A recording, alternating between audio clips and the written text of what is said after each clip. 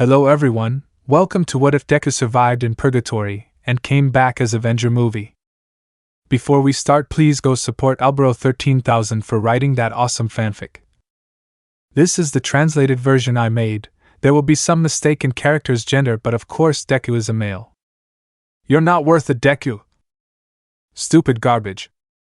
Haha, I would be the girlfriend of someone like you. Don't make me laugh, Deku. I'm sorry, onii-chan, but stop that silly dream. Someone who is a quirklees can't become a hero. Your best friend? You are so pathetic, hahahaha. I'm sorry, kid, but a quirklees can't be a hero. Hey Deku, if you want a quirk, then jump off a building and see if you get one in your next life. Okay, that's what I'll do. Prologue, a beginning told by narrates. It all started on a rainy day, where a small newborn baby had begun to shine from one moment to another. That day marked the next generation of humans, one where humanity would possess superpowers, which although at first were not accepted by everyone, were finally accepted as the only and last option available. Due to the constant increase of people with genetic abilities, through the course of acceptance for the new and future humanity, there have been bad and good times for those people. Although most of the time these were bad, there was a time where the most selfish people with dark thoughts began to use their powers for their own benefit.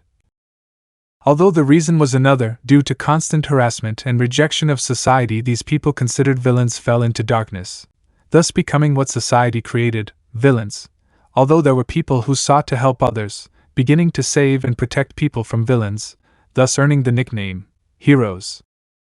These heroes made a deal with the government and enlisted them in the military ranks, police or workers in charge of saving other people such as firefighters, doctors, rescuers, etc. and etc. Although there had come a time where a new job had been created for people, the job of hero, because every citizen who was in the cities and their surroundings began to consider and call heroes to the people who occupied the aforementioned jobs. At that time, humanity with powers already covered around 57%. With it, they had already accepted people, as they were called then, super people. The majority voted to be heroes, leaving aside the other jobs. Time passed and passed, and the society of super people was already larger, being 80%. By then many things came, and more than 160 years had passed. Humanity had already prospered, unfortunately 80% of humanity being the dominant race, and you might wonder why this is unfortunately the case, and the reason is as follows. As if it were a bullet coming out of the butt, normal people who once rejected super people now found themselves rejected by those they once hated. Ironic, don't you think? And here is where the story of our protagonist begins to be narrated. As you would suppose, he was unfortunately born being someone normal, without any peculiarity, quirk, power, gift, cozy eye, whim, etc. and etc. To discover that he did not have a gift at age 4, he became depressed, and that was where his abuse began. His father, Izuku Midoriya, although he was someone kind and a hero in the top 15, was not at home.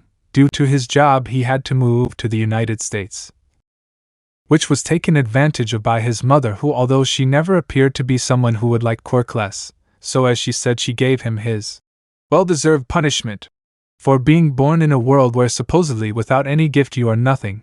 His older sister was different. She supported him and gave him affection. She defended him when others bothered him.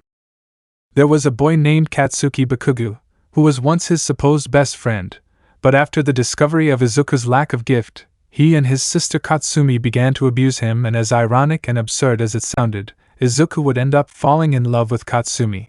So it was for several days, weeks, months, years, ending when the boy turned 13. One day he would mask and pin the blame on some of the people who thought of bothering him. Everything had started normally for Izuku, abuse and more abuse, some protection from his older sister. But when he had been cornered by Katsuki and his bullies after having declared himself and being rejected by Katsumi, receiving mockery from all his classmates, and saying that he could be a hero without a quirk, asking for his sister's support, he would receive what suited him the most. I'm sorry, onii-chan, but stop that silly dream. Someone with a quirk can't become a hero. Those words were what devastated him, and so was the rest of his day, where everyone would continue to make fun of him. Although the green-haired boy could notice the sadness and regret in his sister's eyes, which partly made him happy, made him happy that his sister didn't hate him like the others. Time after being attacked by a villain with a quirk that allowed him to turn his body into a mud-like substance, and then being saved by his idol Almight, someone he admired even more than his own father, after being saved and doing something crazy that almost killed him. He would end up asking the question to which he wanted an answer. Can I be a hero without a quirk? With the hope in his eyes that he would say yes, his dreams would be crushed by words that he did not want to hear. I'm sorry, boy, but a quirk you can't be a hero, but if you still want to help, you can be a doctor, a policeman, or even a firefighter, although they are not called as often as heroes. Were the words of his heroes, someone who unfortunately had placed a lot of trust in him. Sometime later our protagonist would save his best friend from the same villain who had trapped him some time ago, sometime later and the next day, after having ignored All Might who had caught him some time ago. He would meet Bakugo who with arrogance and pride would discriminate against him for why he had saved him and stating that he could protect himself like that. After several insults and an argument that only lasted about 19 seconds, Katsuki would tell him something that Izuku would choose. Hey Deku! If you want a quirk, then jump off a building and see if in your next life you get one. Okay, that's it. And this is where the following images take place. After calling all the people closest to him, he would go to his school where he would stand on the edge of the roof, ready to jump. Under Katsuki's watchful eye, he knew the green-haired man would be there. It's a shame that a pure soul, good-hearted, kind and loyal, committed suicide. It's a shame that the boy can no longer go to heaven after what he did, but he can't go to hell either since he was someone pure of heart. It's a shame that he will be with me with death itself, in Limbo. Chapter 1 Limbo. Is he alive? Death asked, stinging a green-haired man lying on the black and white tile floor. HGG, my back, Izuku complained as he lifted his back off the ground. Yes, you're alive, said Death, although it was not heard by Izuku. Hey! He looks around, a completely black place with the floor made of black and white tiles, like the base of a chess set, and in the distance he could see a throne, where a man was sitting. In front of him there were files with names, next to a very long line that you could hardly see the beginning. The line was made up of several people with a translucent tone, apart from the fact that each person shone a different color. Where am I? Izuku asked himself, while rubbing his head. You are in Limbo, or as humans call it Purgatory, although I call it the area of judgment, answered the sign behind Izuku, who swore to see it. And you are? And by the way, why are there two of you? Izuku asked, confused. Answering your second question of the three that I already put here, I am Death, as you call me the Grim Reaper, Shinigami, among others, but I prefer that you call me Death. And answering your third question, we are not only two, we are at least about 873. He holds Izuku's head and points to one side. While he swore Izuku's head in that direction, you see there are more, and we are only one. All of us are clones mentally connected to the original, which right now is in a meeting with God and Satan, said Death, pointing to other rows, which had a throne and another death with files with names of people at their disposal. That confused and surprised Izuku, who did not respond. Hey kiddo, hey you viable great, he doesn't respond, because I had to accept being the successor of the Grim Reaper, Death complained tiredly. Time later. Did you understand, kid? Death asked, looking at Izuku. Yes, I understood, Izuku answered. Okay, then summarize what I told you and tell me, I ordered Death. I am a pure, kind, friendly and brave soul with a touch of justice, but since I committed suicide I lost my chance to go to heaven, to which I should go to hell, but since I am a pure soul, hell is not an option since you would be sent, as you say, the soul of an angel, go to hell for something that was caused by selfish people. So you will leave me in Limbo, along with the beings that are here, which are of quite neutral behavior, answered Izuku. Okay, little soul, so now you have what you need to know, said Death. Wait a moment, said Izuku, standing up.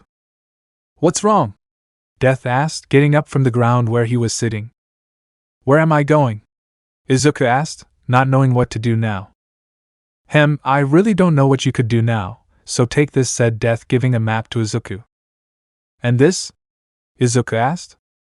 It's a map of the world of the living, answered the sample, and then explained, in heaven, Limbo or Hell. There are representations of the world of the living, being the case of Limbo where everyone is, but this is the map. Why?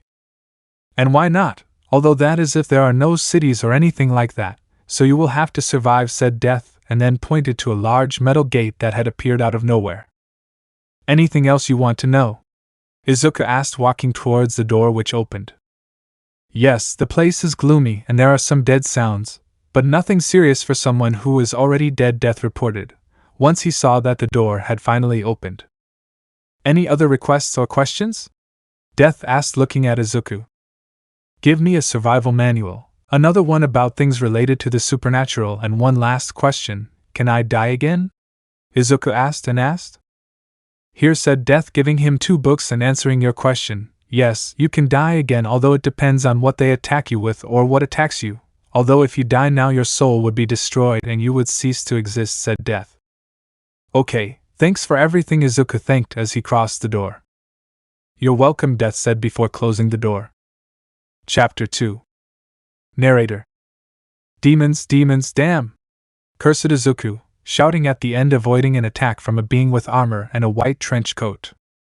But from one moment to the next the being with armor and a white trench coat would be grabbed by the leg by claws, and then pulled into a small cave, which was taken advantage of by Izuku to grab the being by the collar of the trench coat and pull, thus removing it. I'm sorry, my friend, but this is mine now, Izuku began to say, and then put on his now new trench coat. Finally, I won't only use these stupid academy clothes, I should have committed suicide with other types of clothes and with more things. Look, where the being with armor was pulled, it would have been better for me to kill him. That way I would have obtained more power, said Izuku, and then took the mace of the knight that had fallen before. After that he would begin to leave the place. Izuku's diary.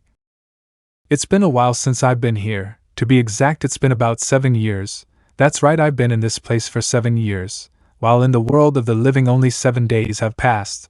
Although if I'm honest, it doesn't surprise me. Death has to judge thousands of people every day, literally hundreds of people die every day.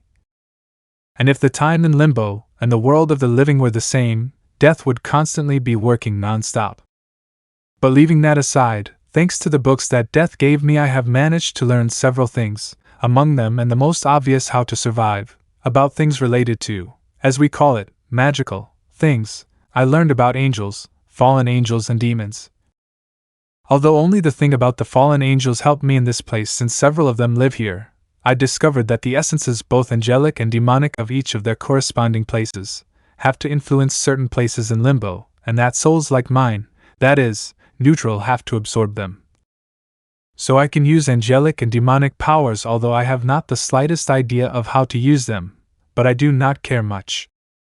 I realize that there are beings that have weak souls, which can be killed. When you kill in this place, the killer becomes stronger, and that is how I managed to become stronger, although obviously I train myself, but it fits to do it in the territories where I am, so I need to get out of here before some soul-hungry creature wants to eat me. End of page. Well, here we go, said Izuku before hitting a 4-legged creature with wings with the mallet he previously obtained with the death of the knight. After that, more of those creatures would begin to come and be killed by Izuku. What's wrong with these things, if I didn't do anything to them? Said Izuku with annoyance, killing more of the creatures which were half his size. But among the shadows some large claws crushed Izuku without giving him a chance to escape. After that Izuku would look up, seeing that it was one of those creatures, but with details that made it possible to identify it. Great, just what I needed, a princess, said Izuku with annoyance, seeing a 6-meter creature with a slimmer and thinner body, with sharper fangs and with another pair of front legs, with stronger and newer hind legs. After that the princesses of those beasts tried to kill Izuku, who turned into a black and purple smoke, thus avoiding the beast's attack, then formed his body above the princess, then fell and hit her with his mass, making the beast lower its head in pain. After that Izuku would put his hand in his trench coat, taking out a long-bladed dagger. After 3 so Izuku would stab the princess's neck and then pull the dagger down. Time later. Damn! Izuku complained with several deaths and several beast corpses around him. I'd better get out of here before the queen comes, Izuku said before getting up from the ground and starting to walk. As he walked he could avoid looking around, causing a question to echo in his head. How did I end up becoming a murderer? Izuku thought with some pity for himself, but he would shake his head to several sides, then show an annoyed look. He had promised himself not to feel sorry for himself and would avoid the pity and sorrow of other people, so walking faster, taking his hand in his left hand and taking his dagger out of his trench coat, taking it from his right hand and straightening his back, he would prepare for what was coming now, the queen of the beasts that he had already killed, with a soul just as strong as Izuku's. If one of them won, the other would be the murderer of his opponent, and would become stronger than the other. Damn bucking beast, come attack if you dare! Izuku shouted before starting to run towards the queen with the intention of killing her. After several hits, stabs and scratches later.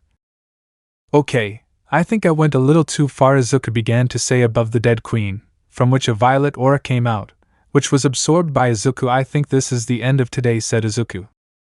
And then looking up, seeing a white sun releasing light of the same color, the sun was setting, revealing a black moon with an edge that released a light blue light, as if it were a solar eclipse. He hears a roar in the distance, and now is when the most dangerous beasts come out. I should get out of this area as quickly as possible, Issei said while his hair darkened his gaze. Chapter 3, 365 years later. Izuku Diary. How long has it been? I'm doing well in life. Wait, if I'm dead. But anyway, gets up from a rock and starts walking. As you know, my name is Izuku Midoriya. As you know, I would have committed suicide, then I would reach Limbo, where I would stay for 365 years, being a year of death in the world of the living. I went through many things, memories of Vietnam, shakes head, whatever. I went through many things, among them I was on the brink of death. I don't think you could say that since I'm already dead, so I'll say on the brink of oblivion. Yep, that sounds better. But leaving that aside, I've been through a lot. I've grown stronger than ever. I've faced so many beings, beasts, and by God, I also faced a dragon. I think here I have 2 drawings of 2 different types of dragons. Here they are. To be honest, the first one cost me more, even if it doesn't seem like it. The second is a crystal dragon with the room to produce pink/violet diamonds with magical characteristics, and extremely recent. The first is a death dragon.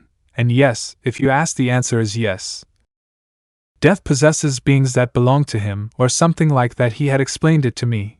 What I came to understand from that is that there are beings with the power of death, and those beings are being commanded by death, although he does not abuse his power since he does not care about that. It was difficult for me to defeat since he had great speed, added to a breath that killed everything he touched. But since I am already dead, needless to say what happened, so I continued counting. I continued surviving, facing the beings that are here, almost being destroyed by others, gaining more power for each victory I won. Obtaining new skills and weapons like my trusty katana. You don't know how much it cost me to make it, attempt after attempt, all failed, more than 487 failures, more than 487 poorly made swords until I managed to make it. I only needed the power for it, being the essence of death along with the soul of a wild eastern dragon, and I warn you that by wild I mean without conscience. Meaning that it only behaves like a beast looking to kill no matter what. Although the essence of death and the soul of the dragon were not the only things he possessed, but I will show you that later. Years passed and I managed to meet some people, some fallen angels and the occasional angel of death. These angels are, so to speak, the workers of death. I get along with them. Verbally some consider me one of them because of the power of death and that of the angel of heaven that I have managed to obtain, although I also possess demonic power. Although I have to balance the power, otherwise I will end up going to heaven for angelic power or to hell for demonic power, and if I am honest, I prefer to be here in Limbo where I can do whatever I please. Although if I am honest, I miss Dad and partly Izumi. I know that whoever is reading my diary will think that I do not have to forgive her. Verbally she told me a useless hint, but still she is my sister, I love her, and I know that she told me that so that I would give up that dream of being a hero, thus making the other boys and girls stop bothering me. Her intention was good, although it was not very well done. And since I'm opening up a little, I feel guilty about leaving her and my father, even though I don't have much affection for him since he's not home most of the time. But leaving that aside, it would be better to continue. That stupid Death read my diary. Now he knows what I've been thinking about, and on top of that he gave me an offer. Although more than an offer, it's a bet. I have to get 2 wolf pups, one from a wolf of darkness and the other from light, along with the egg of a death dragon for him. Obviously I can keep the wolves, so let's go there. Damn, That was a tough sell, he almost ripped my head off. It's been 316 years now, although I'll ask Death for some more time in Limbo, maybe until a whole year in the world of the living is complete.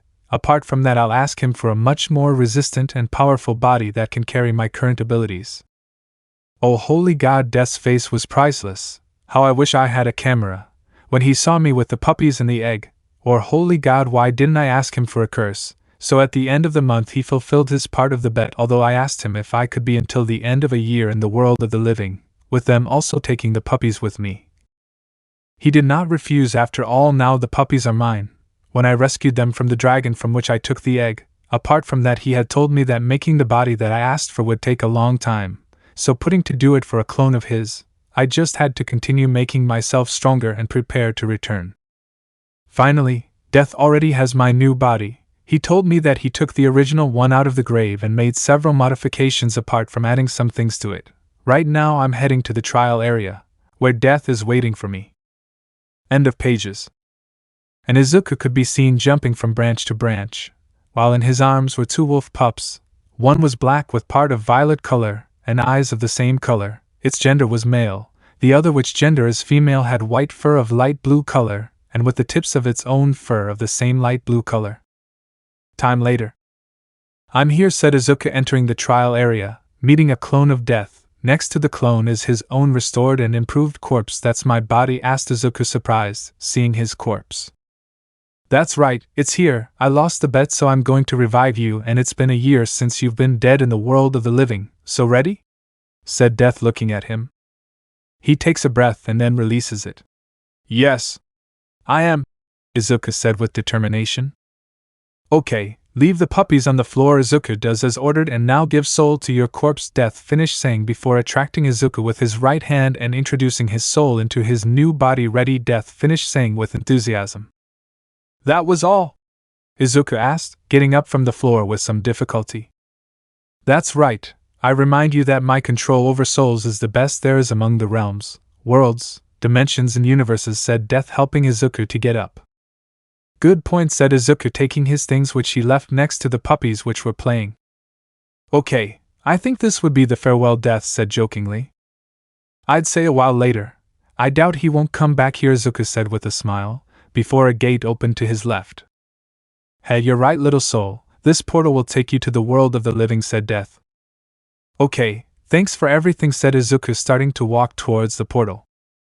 And by the way, one last thing, don't send too many human souls a day, Death said as an order. I won't plow it during the day, I'll plow it at night, said Izuku with a mocking smile, making Death sigh. Cap 4, I live again. Narrator. It's been a while since I've been in this world, Izuku began to say in front of his own grave, then looked at the sky. I really missed him, Izuku finished saying with a smile, and then he was enveloped by dark matter, which when undone would show Izuku with other clothes, along with a mask that made him look like a villain. After that, Izuku would jump onto a tree, preventing anyone he knew from seeing him. His cute, beautiful, precious older sister had come to visit his grave in civilian clothes. POV. Izumi. Hello onii-chan, how have you been? It's been a while since we saw each other, as several things have happened, including Dad's divorce and Mom-Dad moved permanently to the United States, leaving us. After I told him what happened, Andy, what I told you, sniff, if only I hadn't said that, onii-chan, sniff, I'm sorry, because of me you're dead now. If only I had asked you, sniff, if only I had asked you to give up your dream of being a hero so that others would stop bothering you. But no, sniff, I'm so stupid that I took the dumbest option of all, sniff, now you're dead because of me. If only I had gotten to school and saved you, you would still be by my side. Please, Izuku, forgive me. End POV. Izumi. Hey, if only you knew I'm not angry with you, Izuku thought before appearing behind Izumi. I forgive you, sister, Izuku said, kindly disappearing again. When the green-haired girl heard Izuku's voice, she turned as fast as her body allowed, finding the wind moving some leaves on the trees. But looking further down, she saw a gold necklace with a violet gem surrounded by branches with gold flowers. Onii-chan? Izuku asked, surprised, while tears came out of her eyes, and she looked at a note that was under the necklace. For my precious sister. Now that I think about it, I don't know what to do now. Everyone thinks I'm dead. He looks at a woman being taken to an alley by a hero. I think I'll become an anti-hero, Izuku said to himself, disappearing in smoke and reappearing behind the hero, who had intentions of raping the woman. And in a quick movement, Izuku would leave the hero unconscious, and then help the woman. This lady, he realizes who it was. Mitsuki? Said Izuku, looking at her surprised. Thank you very much, sir, said the Bakuga happily. You're welcome. You'd better get out of here and go home to your children and husband, said Izuku, beginning to leave. A question, Mitsuki asked, looking at him. What would that be? Izuku asked in response. Who are you? Mitsuki asked, looking at him with curiosity. In that, Izuku thinks about it, and remembers something he had read in the book related to the supernatural that had given him death. Flashback. Izuku could be seen on top of a hill. Around him there were several traps which possessed corpses of beasts, but unless they were killed or harmed by another soul, the beasts were regenerating. But Izuku himself did not care and was reading the book of the supernatural. Bestiary, Revenant. A Revenant is one of those souls who, due to their thirst for revenge or negative emotions, do not detach their soul from their body, which is the case of some of them. They are souls in torment in search of the death of the person or people who have ever hurt them or killed them. Izuku read one of the various versions that appeared in the Revenant bestiary. End of flashback. After that, Izuku would look at the hero, and then look at Mitsuki again. My name is Revenant, Izuku said before disappearing in smoke, leaving a confused Mitsuki. After that, Izuku would reappear on top of a building, and then feel something moving in his clothes. Yeah, white, don't bite black, Izuku scolded the two wolf pups, who came out from under his shirt and began to lick Izuku's face. That same night, Izuku could be seen standing on top of a building in the stance of a gargoyle. Looking down, he would see several criminals, or as today's society calls them, villains. They were making a killing with a fake hero, or as Izuku calls them, incognito villains. It's time for the hunt, said Izuku with a somber and altered voice, taking his katana out of its sheath and then jumping towards them. Cap 5, villain, murderer, anti-hero? I prefer the term Avenger. Narrator.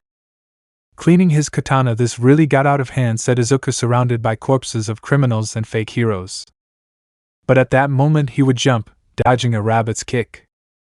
You almost hit me, said Izuku, turning into smoke, thus avoiding another kick from the heroine Mirko, then returning his body to normal and hitting the heroine, who was thrown against a wall. Damn it! The heroine cursed. You better give up before I break your bones myself, you stupid murderer, Mirko ordered with authority. And how will you do it if I have you by the leg? Said Izuku before Mirko realized that a shadowy arm was coming out of his shadow and that it was holding her left foot. Damn it! The heroine cursed before being slammed against a wall and then throwing herself towards a window where the number 3 hero of Japan, the Hawks, had suddenly entered. But it would be derived by a Mirko which was thrown towards him, causing the blonde-haired boy to become disoriented for a few moments, which was taken advantage of by Issei Mara to leave the place and then go to a knot and begin to climb it, reaching the top of a building, where jumping and doing a somersault he would dodge the bandages of the hero Eraserhead, and then cut his bandages and block some bullets from the hero's snipe with his katana, and then dodge a flame of fire from the hero Endeavor, and then spin on his axis and release a small amount of aura that covered everything, thus creating a kind of shield that repelled the numbing fragrance of the heroine Midnight. After that he would jump as high as he could, avoiding a gust of wind caused by a blow from the number 1 hero Almight. When Izuku saw him he didn't hesitate and moved at great speed, placing himself behind a surprised Almight who jumped to evade Izuku's horizontal slash, which managed to give him a small cost, but that was all Izuku needed to get what he wanted, the hero's blood. After that, Izuku would move to a safe place and then gather All Might's blood in the palm of his left hand. Alto, the villain, surrender without resistance and everything will be fine, said All Might, landing a few meters away. At that, Izuku would only wrap his left hand in a purple and black fire, which caused All Might to let out a cry of pain which put everyone around him on alert. You know, Izuku began, calling everyone's attention, ever since I started doing this, they've called me several things. Villain, anti-hero, killer. But you know something without a doubt. Now Izuku had all the attention of the people around him, including the people who saw the persecution through the media. I prefer the term Avenger. Someone who takes justice into his own hands, someone who avenges people who suffered at the hands of others, for example Izuku Midoriya, a sweet child who, because of this rotten society, and his desperation caused by everyone around him, caused him to commit suicide. He places himself on the corner of the roof of the building where they were right on the edge, causing everyone to see him. He and hundreds of other people have suffered before, the villains and heroes who only act in the presence of the media. Thus being able to gain glory and fame, he takes his katana in his left hand. So I set out to be that revenge and the one who gets rid of the threats that this entire society prefers to ignore and not fix. Izuku finished his speech. Although there were people who thought the same as the green-haired man, everyone else just considered him crazy. "Don't make me laugh, you're just a madman who uses those words to kill," said Mirko, who arrived at the scene in one jump. "You think what you want to think. It's not my fault that you're ignorant," said Izuku before launching a slash behind him, blocking and cutting the branches of Kamui woods. After that he would jump forward, throwing himself off the building and falling into the void. Almight would jump to catch him, but again he would feel how his body was burned inside, to which he would look better at Izuku, noticing the purple and black flame that was going on his left hand, which would make him realize something. "Damn, he bled me.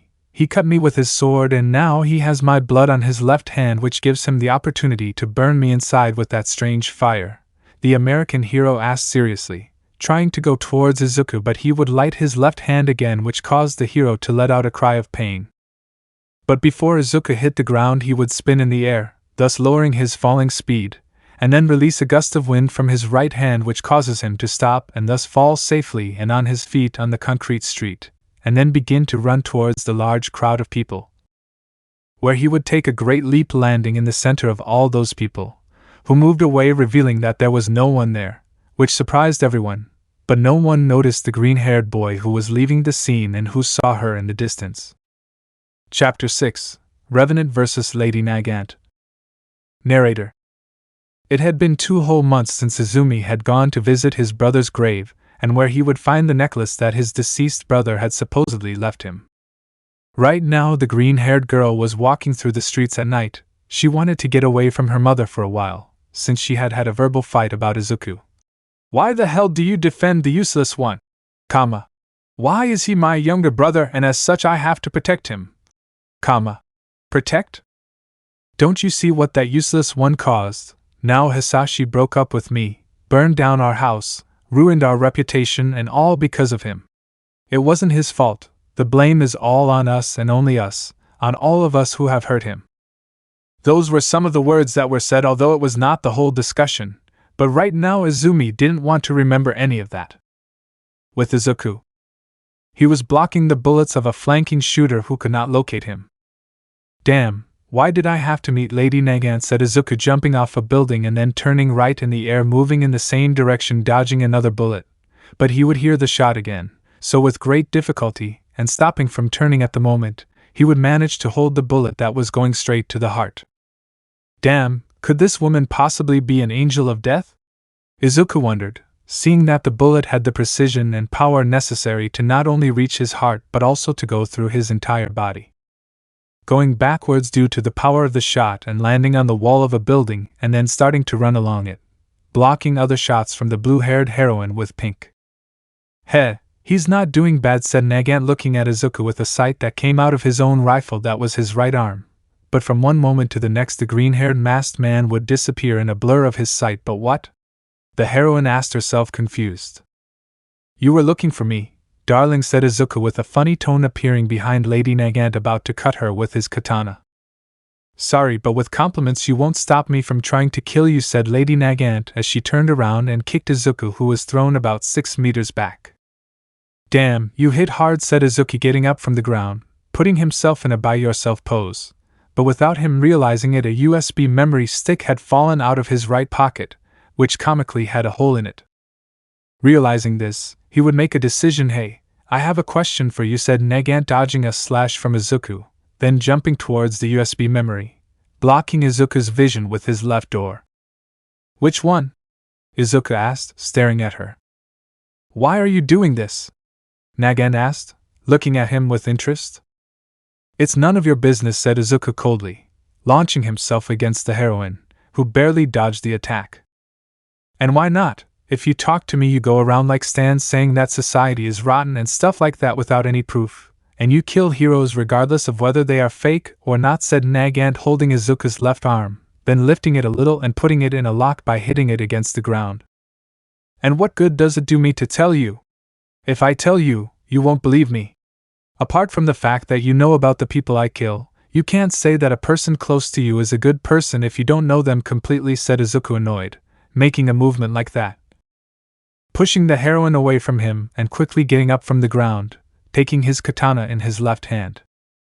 Unfortunately for Izuku, Lady Nagant would fall next to the USB drive, to which she would see it and take it, quickly but carefully hiding it in her clothes, and then quickly get up from the ground. You're partly right, but if you told me I could understand you at least a little, said Nagant, getting into a combat stance. Besides, you're trying to kill me without knowing me, said Nagant, knowing that he had won with the last thing she said. Of course I know you, Sakura Uzumaki, Izuku began to say, surprising the aforementioned only daughter with deceased parents, with the dream of being a heroine which she achieved thanks to her quirk called Rifle. Once achieved, the Public Safety Commission of Heroes would give her undercover missions that, according to this society, were not at all heroic. But that had to be done to protect this same society which has been and will continue to be the creator of those they call villains, said Izuku, leaving the woman surprised. How? Nagant began to say, but Izuku got ahead of him. I investigated the people I want to kill, and now I'm the one asking the question, why did you think I wanted to kill you? Izuku asked calmly. What do you mean? I asked, confused. To this, said Izuku behind the heroine, who began to fall unconscious but would be caught by the green-haired man with his right arm. It would be better if I took you to a safe place and left you there. I'm not going to take care of you, said Izuku with some monotony, and disappeared in smoke next to the blue-haired girl with pink locks. Time later. Izuku could be seen on top of a building, then jumping and starting to run along the wall of one of them, throwing a whip of a black liquid. He would swing, then repeat the action in other places and buildings, thus being for a while until he reached the side of a building where he would meet a blonde-haired man. Hawks, Izuku said coldly, landing in front of the winged hero. Revenant, how long? The winged hero greeted. It's been a while since we had a fight, Izuku said still coldly, looking at the hero cautiously. That's right, and what brings you here? Asked the Hawk, still maintaining his calm personality. But what Izuku didn't notice was that the hero was making some movements with his feathers, or so the hero thought. Or rather, what brings you here, considering that this is a route I take to move faster through the city, said Izuku coldly with his altered voice, then jumped, dodging the kick of the heroine Mirko. Damn, not again, how the hell can you dodge like that without looking? The heroine asked, annoyed, watching as Izuku landed on the railings of the building in front. Spider sense, Izuku shouted jokingly, but he would receive a blow from Almight. Do not fear, because the American hero began to say, but he would have to dodge some knives thrown by Izuku, who began to melt, confusing everyone.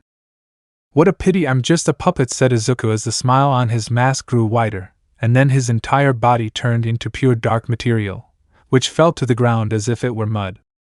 In an unknown place. Izuku is lying there on an armchair with the two wolf pups on his abdomen. His eyes were closed, but he would speak to them, showing that his pupils were pink, but slowly they would return to being emerald, so that later the green-haired man would let out a sigh of tiredness. Damn, it's really hard to control a body independent of mind, said Izuku, and then yawned. After that he would sit down on the couch and close his eyes, which would turn pink. It's better to keep an eye on Izumi just in case, Izuku said in a low tone, before dark matter came out of his body, which slid to the left and took the form of Izuku with his Avenger suit on, then took the same color as him. Chapter 7. Narrator. Creating another clone, Izuku would take control over it, then head to the front door of his home and leave it, then begin walking through a forest, leaving a mackerel in it behind him. Time jump. Once in the city, he would go through the darkness, avoiding the heroes for the moment. While he went to his sister's location, he would help the people who needed it. Blocking a few bullets with his katana, he would quickly move behind a criminal, decapitating him, and then jump to the right, avoiding the attack of a rhinoceros.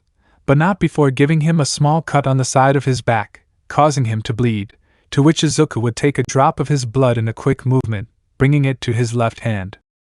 "Damn bastard, you'll pay for this," said the criminal with the rhinoceros quirk, turning around with the intention of attacking Izuku. Better said, he turns his head to the right, seeing an old man on the verge of death, while a family with its 2 parents and 3 children tried to help him. "You will pay for it," said Izuku, turning his gaze back to the rhinoceros seriously. In his left hand, which had the criminal's blood, a red and white fire would form which would turn his hand. That would cause the rhinoceros' nervous system to overexert itself, which caused the rhinoceros to fall unconscious and pass by Izuku's right, but increasing the heat of the fire in his left hand would slowly cause the criminal's body to begin to turn into ashes. After a time, when the rhinoceros was only ashes and having managed to save the old man's life, Izuku would be about to leave but would be stopped by the youngest person in the family. "Excuse me, sir, are you the Revenant vigilante?" asked an 8-year-old girl as she walked towards Izuku. "Daughter, don't go near him," said the mother, worried about her youngest daughter, but she would see how Revenant turned around looking at the girl. "That's right, little one," said Izuku with his real voice, in a warm and kind tone, surprising most of the people in the place. "Why did you do that?" the girl asked, somewhat shy and nervous. "Look for the meaning of my name, and you will understand it. Maybe not now, but when you are older you will understand it, little one," said Izuku before caressing her head, and then leaving the place, propelling himself with a whip, leaving the scene of the crime, listening to the police sirens in the distance. Time later. With Izumi. Broccoli Femme narrates. It's been several hours since I left my home. I was walking through the illuminated streets of the city. All the time I was looking for something to do, but what can I do? When I did everything with Oturo, I really am stupid. I never had to say that. When I wasn't expecting it, I got a message. I checked my phone and saw that it was from my mother. I wanted to ignore her, but if I did it would be a big headache to get home, so I saw what it was about, and it turned out that she ordered me to go get some things from the store.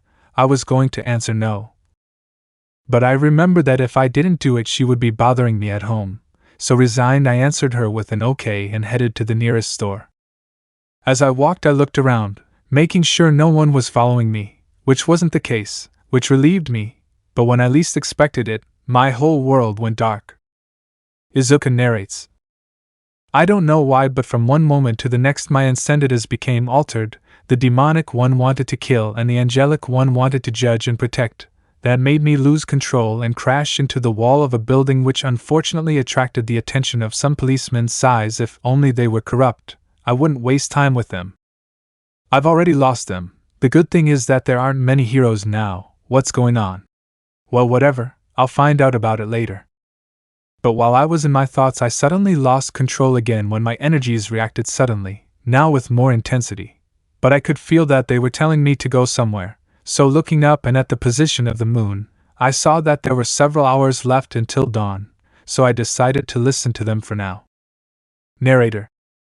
Opening her emerald eyes, Izumi would look around, seeing that she was in an abandoned room. There were other people with her, mostly women. She would try to move but would realize that her hands and feet were handcuffed with anti-quirk handcuffs.